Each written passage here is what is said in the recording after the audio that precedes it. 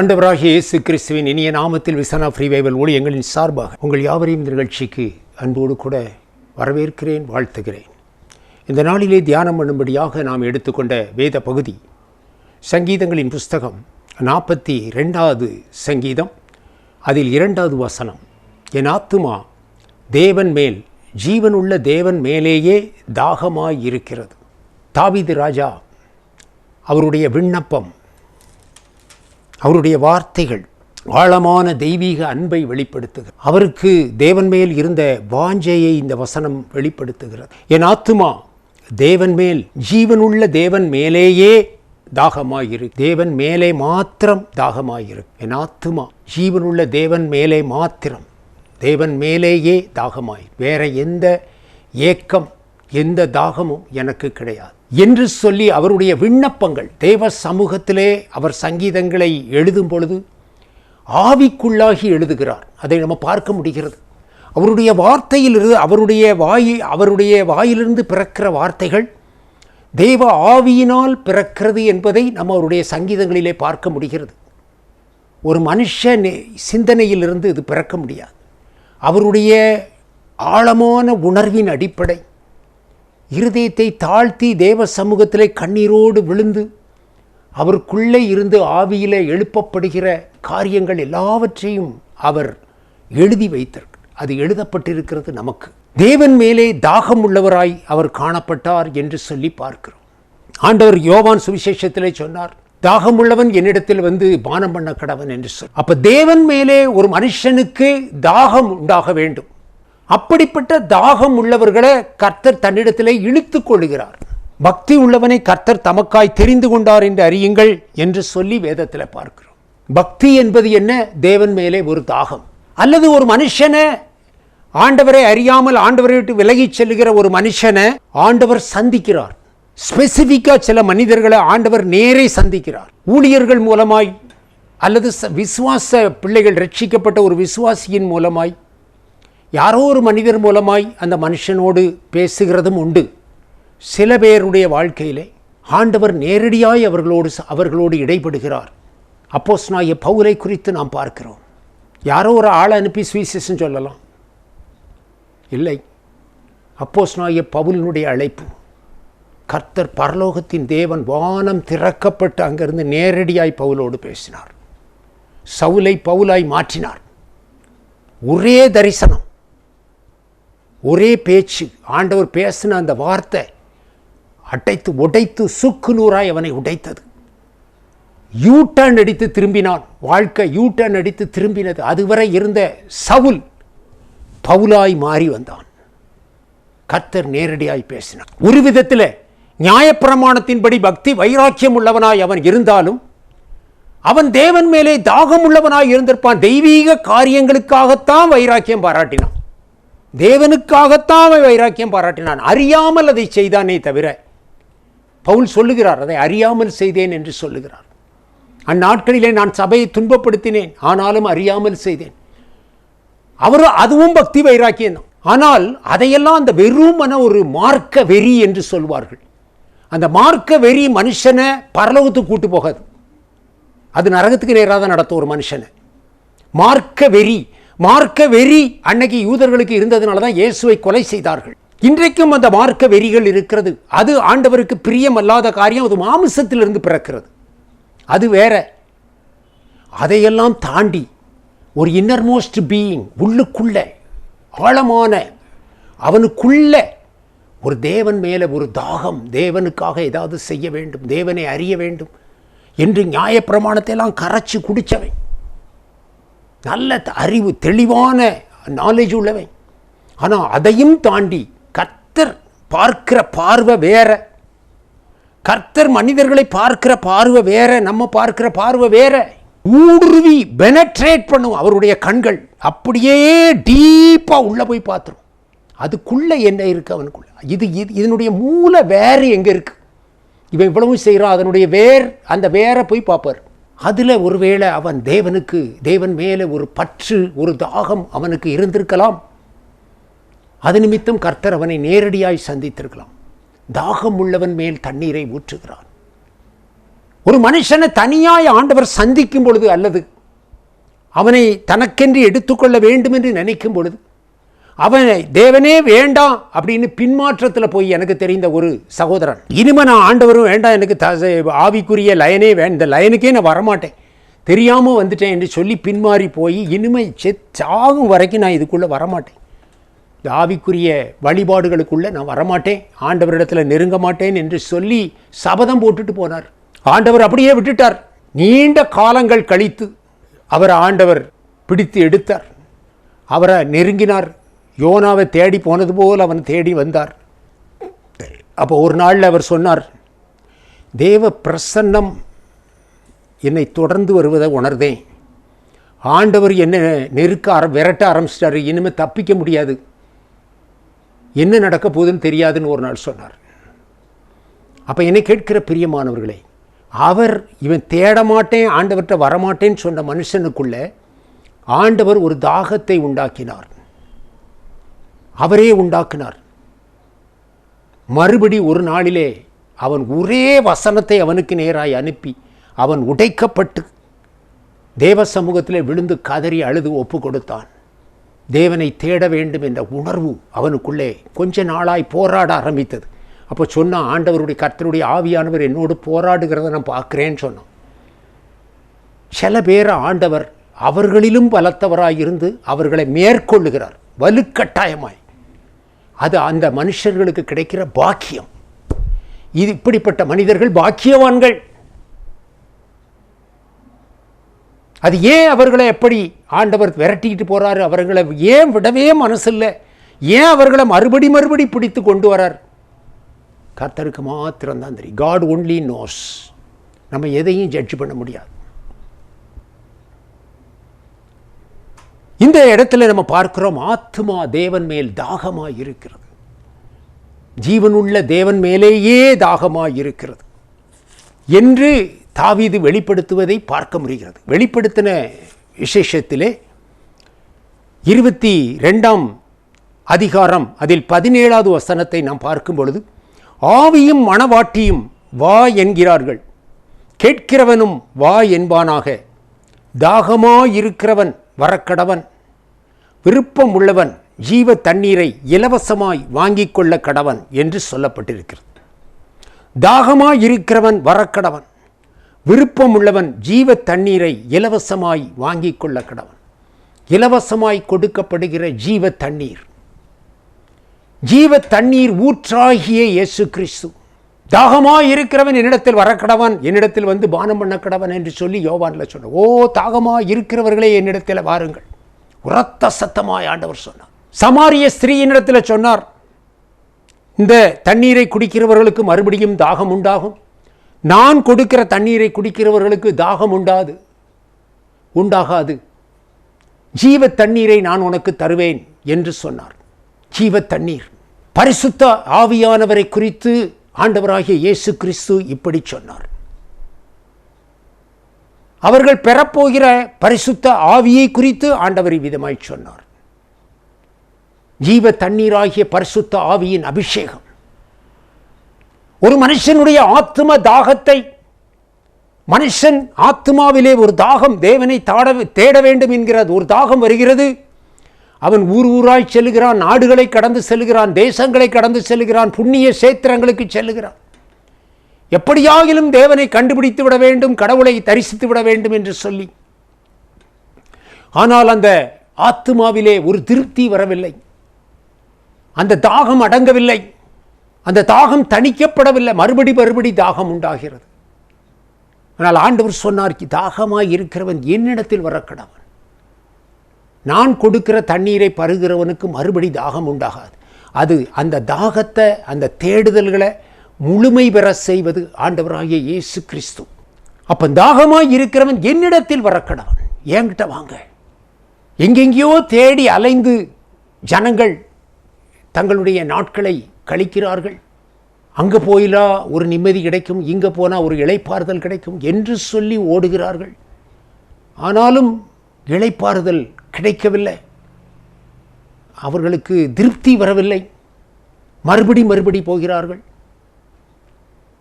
ஆனால் ஆண்டவராகிய இயேசு கிறிஸ்து சொன்னார், என்னிடத்தில் வருகிறவன் நான் ஜீவ தண்ணீரை இலவசமாய் கொடுக்கிறேன், அவனுக்கு தாகம் உண்டாகாது.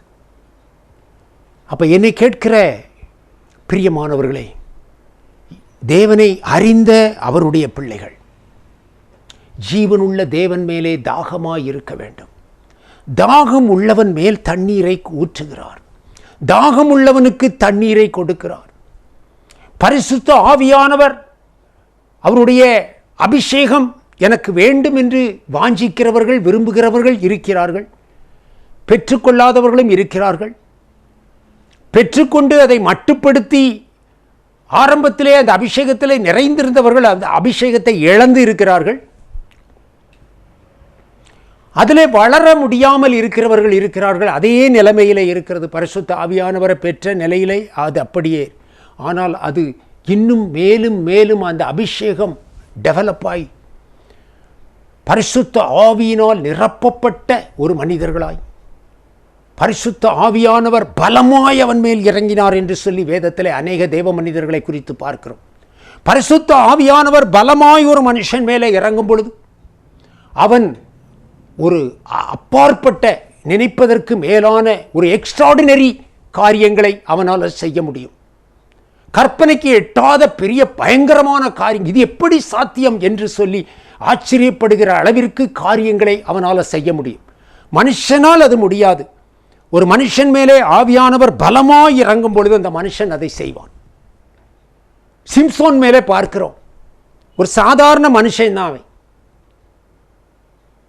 உடனே 20 அடி உயரத்தில் அவன் ஒரு ராட்சசனா பிறக்கல, சாதாரண மனுஷனை போல தான் பிறந்தான். ஆனால் கர்த்தருடைய ஆவியானவர் அவன் மேல் பலமாய் இறங்கும் பொழுது அவன் 10,000 பேரை ஒரே யுத்தத்தில் ஒரு மனுஷனாய் கொன்று போட்டான். அவனுக்கு எதிர்க்க முடியலை, அவன்கிட்ட சண்டை போட முடியலை. ஒரு விசேஷ வல்லமை, பலம் அவனுக்குள்ளே வந்தது. இஸ்ரவேல் ஜனங்களை ரட்சிக்கும்படியாய் ஒவ்வொரு காலகட்டத்திலே நியாயாதிபதிகளை ஆண்டவர் எழுப்பினார். ரொம்ப ரொம்ப சின்ன அற்பமான மனிதர்களை கொண்டு கர்த்தர் மிகப்பெரிய வெற்றிகளை கர்த்தர் கட்டளையிட்டார். அது எப்படி சாத்தியமாயிற்று? கர்த்தருடைய வல்லமை, அவருடைய பரிசுத்த ஆவியானவர் அவர்கள் மேல் பலமாய் இறங்கினபடினாலே. அவர்கள் கிதியோனை பார்த்து ஆண்டவர் சொன்னார், பராக்கிரமசாலியே என்று. அவனை கொண்டு பெரிய ஒரு ஜெயத்தை கொடுத்தார். அப்போ உங்களை கொண்டும், இந்த பரிசுத்த ஆவியின் அபிஷேகத்தை பெற்ற உங்களை கொண்டும் ஆண்டவர் பயங்கரமான சில காரியங்களை செய்ய முடியும். அநேகரை நீதிக்கு உட்படுத்த முடியும், அநேகரை ரட்சிப்புக்குள் நடத்த முடியும், அநேகரை தேவனுக்கு நேராக இழுத்து கொள்ள முடியும். அதற்கு ஒரு மனுஷன் தேவைப்படுகிறான் ஆண்டவருக்கு. அவர் நேரடியாய் செய்கிறதில்லை.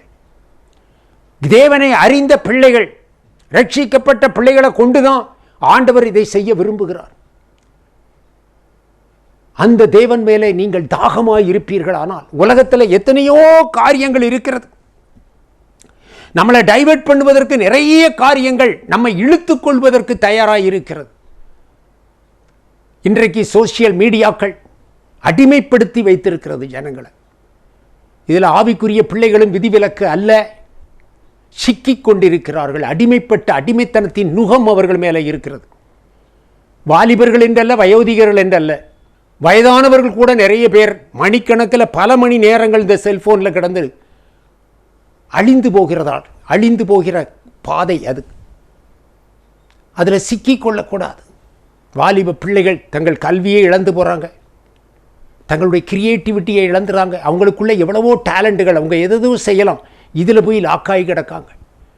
வயோதிகர்கள் லாக்காகி கிடக்காங்க, சில ஊழியர்களில் லாக்காகி கிடக்காங்க. அப்போ இப்படி உலகத்தில் இன்றைக்கு நம்மளை திசை திருப்புவதற்கு நிறைய காரியங்கள் இருக்கிறது. ஆனால் என்னுடைய ஆத்துமா ஜீவனுள்ள தேவன் மேல் தாகமாய் இருக்கிறது, ஜீவனுள்ள தேவன் மேலேயே தாகமாய் இருக்கிறது என்று தாவீது சொன்னது போல, அவரையே தேடி, அவரையே நாடி, அவர் சமூகத்திலே தாகத்தோடு போகும் பொழுது, எப்போ தேவனுடைய சமூகத்திலே வருவேன், எப்பொழுது தேவனுடைய சமூகத்துக்கு வருவேன் என்று தாவீது சொல்லுகிறார். எப்போது அந்த ஆண்டவர் சமூகத்தில் வருகிற நேரம் அவருக்கு சந்தோஷமாக இருக்கும். வேலைகளெல்லாம் பார்க்குறோம், அங்கே ஓடுதோம் பகல் முழுசும் எல்லா இடங்களிலும் பல என்கேஜ்மெண்ட்ஸ். இப்போ கடைசியில் எப்போ ஆண்டவர் சமூகத்தில் வந்து இருப்போம், ஆண்டவரிடத்தில் கொஞ்ச நேரம் உட்கார்ந்து பேசணுமே, அந்த ஒரு தாகம் நமக்குள்ளே உண்டாக வேண்டும். தெய்வ சமூகத்தில் இருந்து தேவனிடத்தில் தேவனோடு இடைப்படுகிற ஒரு அனுபவம், அதில் லயித்து போனவர்கள், அதில் தேவனோடு உறவு கொண்டவர்கள் அதை வாஞ்சித்து நாடுவார்கள். அந்த சந்தோஷம் என்னன்னு அவர்களுக்கு தெரியும். அந்த இடத்துக்கே போகாமல் ரட்சிக்கப்பட்டு வெளியவே நின்று கொண்டு இருக்கிறவர்கள் இன்றைக்கும் இருக்கிறார்கள். அடுத்த ஸ்டேஜே போகலை. பல காரியங்கள் அவர்களை திசை திருப்புகிறது. என்னை கேட்கிற பிரியமானவர்களை, ஜீவனுள்ள தேவன் மேலே ஒரு தாகம் உண்டாகட்டும். தாகம் உள்ளவன் மேலே தான் அவர் தண்ணீரை ஊற்றுகிறார். தாகமாயிருக்கிறவன் வரக்கடவன், விருப்பம் உள்ளவன் ஜீவ தண்ணீரை இலவசமாய் கொடுக்கிறார். ஜீவ தண்ணீர் பரிசுத்த ஆவியானவரை இலவசமாய் கொடுக்கிறார்.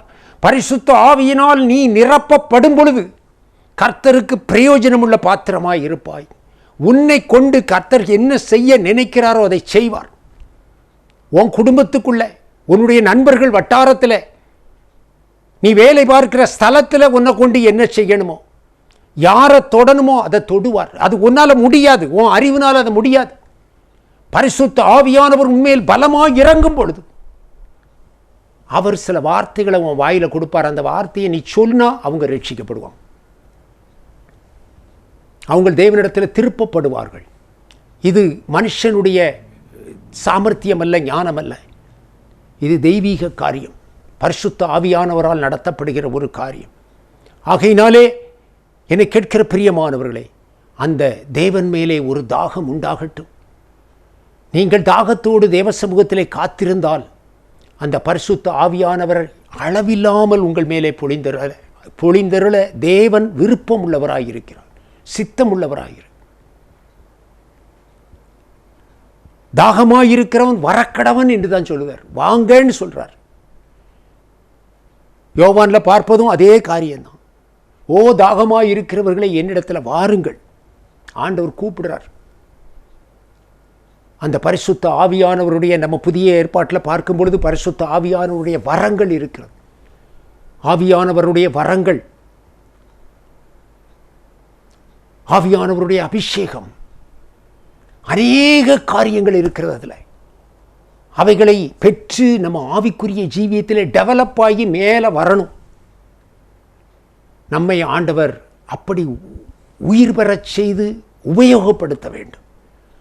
அதற்கு நமக்குள்ளே நாம் பரிசுத்த ஆவியினால் நிரப்பப்பட வேண்டியது அவசியமாயிருக்கிறது. ஏசாயா தீர்க்கதரிசியின் புஸ்தகத்திலே 44ஆம் அதிகாரத்தில் நம்ம பார்க்கிறோம், 3வது வசனம், தாகம் உள்ளவன் மேல் தண்ணீரையும் வறண்ட நிலத்தின் மேல் ஆறுகளையும் ஊற்றுவேன். உன் சந்ததியின் மேல் என் ஆவியையும் உன் சந்தானத்தின் மேல் என் ஆசீர்வாதத்தையும் ஊற்றுவேன்.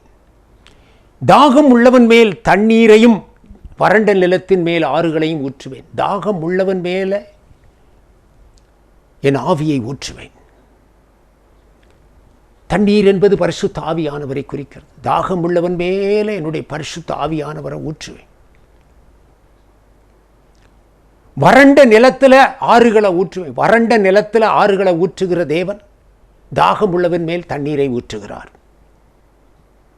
உன் சந்ததியின் மேல் என் ஆவியையும் உன் சந்தானத்தின் மேல் என் ஆசீர்வாதத்தையும் ஊற்றுவேன். என்ன அருமையான ஒரு வாக்குத்தத்தம். என்னை கேட்கிற பிரியமானவர்களே, நீங்கள் ஆவிக்குரிய ஜீவியத்திலே அடுத்த நிலையை அடைந்து அப்டேட் பண்ணி அதை இன்னும் அந்த ஆவிக்குரிய அனுபவங்களை நீங்கள் அதில் வளர்ந்து பெருகுகிறவர்களாய் காணப்படும் பொழுது அது உங்களுக்கு மாத்திரமல்ல, உங்கள் வழியாக உங்கள் சந்ததி, உங்கள் சந்தானங்கள் எல்லாம் ஆசீர்வதிக்கப்படுகிறது என்று சொல்லி இந்த வசனம் நமக்கு சொல்லுகிறது. நீங்க ஆவிக்குரிய ஜீவியத்தில் இருந்து தாகம் உள்ளவர்களாய் தேவனை தேடுவீர்களானால் உங்கள் மேலே அந்த தாகம் உள்ளவன் மேல் தண்ணீரை ஊற்றுகிறார். அது உங்கள் மேல் மாத்திரமல்ல, உன் சந்ததியின் மேல் என் ஆவியை, உன் சந்ததியின் மேலே அந்த ஆவி ஊற்றப்படுகிறது. நீ ஜீவனுள்ள தேவன் மேல தாகமாய் இருக்கும் பொழுது உன் சந்ததியின் மேல் அந்த பரிசுத்த ஆவியானவர் ஊற்றப்படுகிறார். அநேகம் பேர் சொல்லுவாங்க, என் பிள்ளை இன்னும் பரிசுத்த ஆவியை பெறல, என் பையன் பரிசுத்த ஆவியை பெறல, ஜெபம் பண்ணிக்கிடுங்க.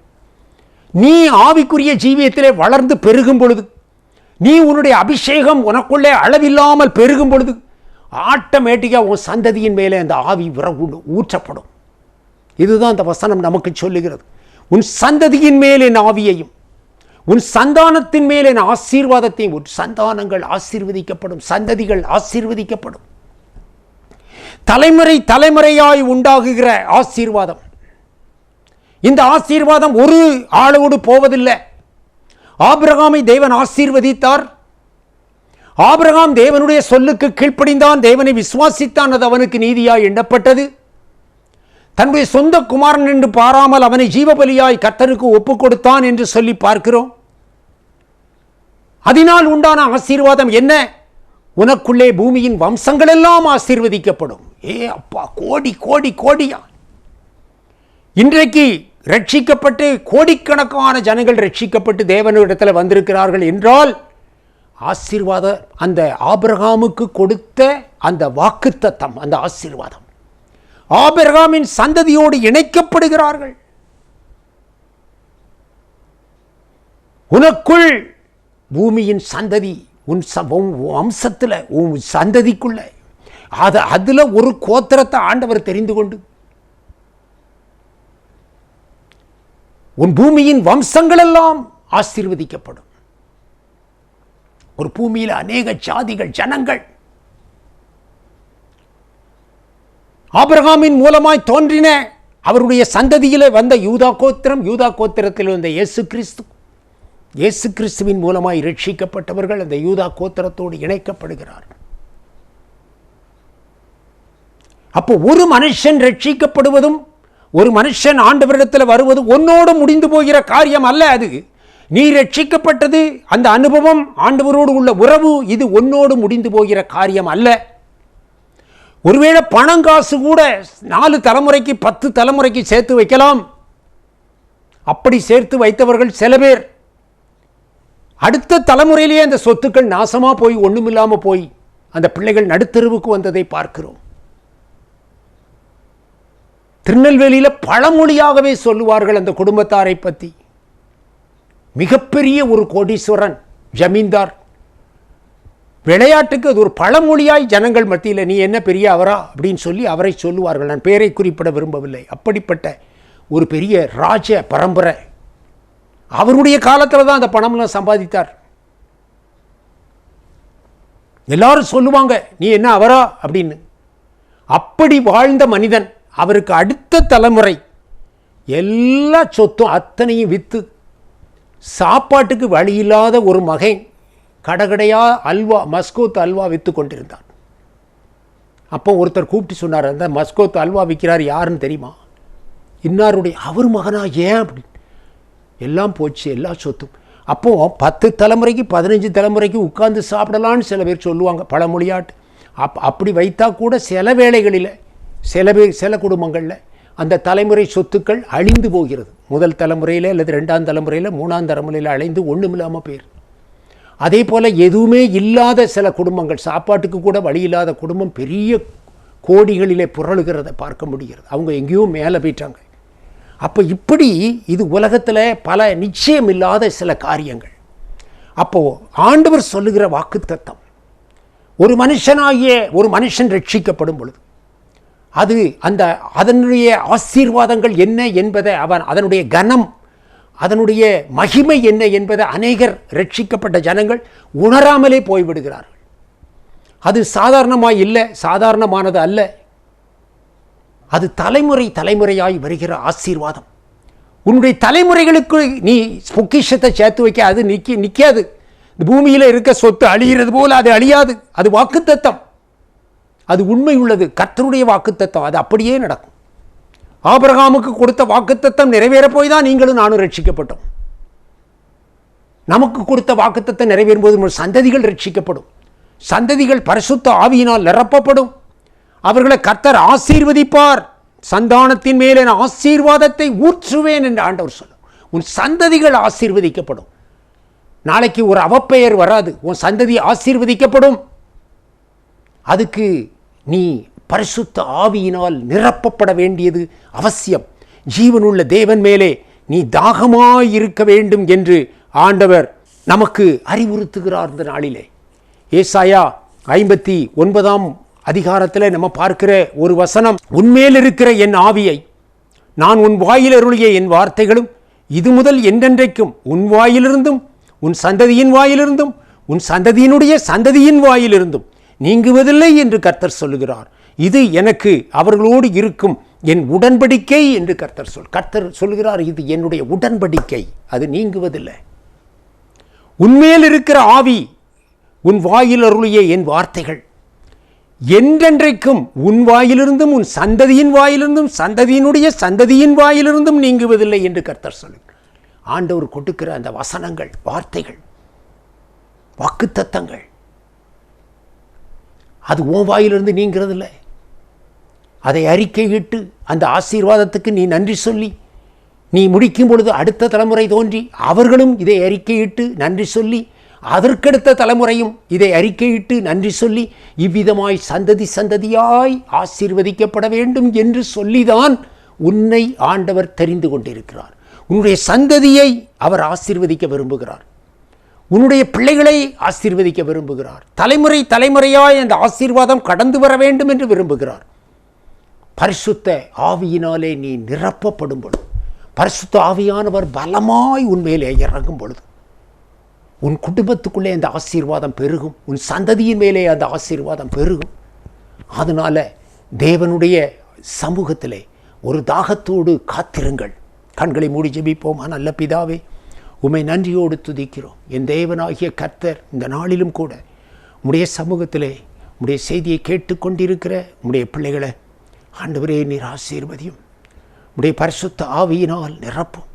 உம்முடைய பரிசுத்த ஆவியானவரை மாம்சமான யாவர் மேலும் என் ஆவியை ஊற்றுவேன் என்று சொன்னீரே. உம்முடைய பிள்ளைகள் மேலும் உம்முடைய ஆவியை ஊற்றுங்க. பரிசுத்த ஆவியானவர் ஒவ்வொருவர் மேலும் பலமாய் இறங்கும்படியாய் செபிக்கிறேன். ஆண்டவரே, அவர்கள் சந்ததி சந்ததியாய் ஆசீர்வதிக்கப்பட அவர்கள் சந்தானத்தின் மேல் ஆசீர்வாதத்தை ஊற்றுவீராக. உம்முடைய ஆசீர்வாதம் தலைமுறைகளாய் அவர்களை கடந்து செல்லட்டும். தலைமுறை தலைமுறையாய் அவர்களை தொடர்ந்து செல்லுவதாக உடைய கரத்தில் ஒப்புக் கொடுக்கிறோம். இயேசுவின் நாமத்தில் ஜெபிக்கிறேன் நல்ல பிதாவே, ஆமென்.